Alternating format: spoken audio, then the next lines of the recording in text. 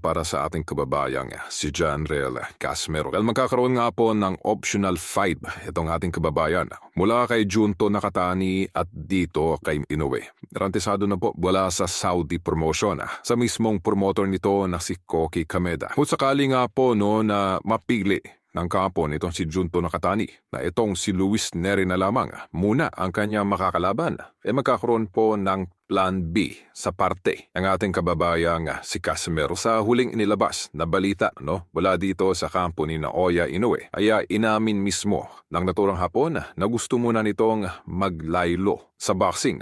Magkaroon muna ng mga optional title defense. So ang eksaktong salita na sinabi nitong kampo ni Naoya Inoue ay gusto muna nitong magpahinga sa boxing. Well, ito po ay hindi literal. Ang ibig sabihin lamang po ng kampo nitong si Naoya Inoue ay magkakaroon po muna sila ng tinatawag na optional title defense. Ay hindi po necessary na magmumula sa rankings ang kanyang makakalaban.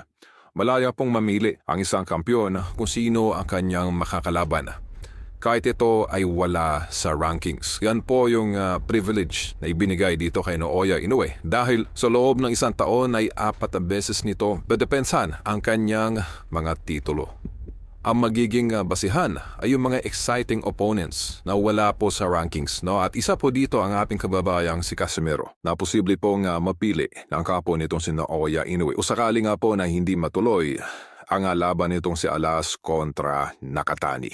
Ang tinatawag na unfinished business nitong si Naoya Inoue kay Casimero noong taong 2020 pa. Isa na rin sa mga magiging alternative fights nitong si Naoya Inoue upang maiwasa si Nakatani.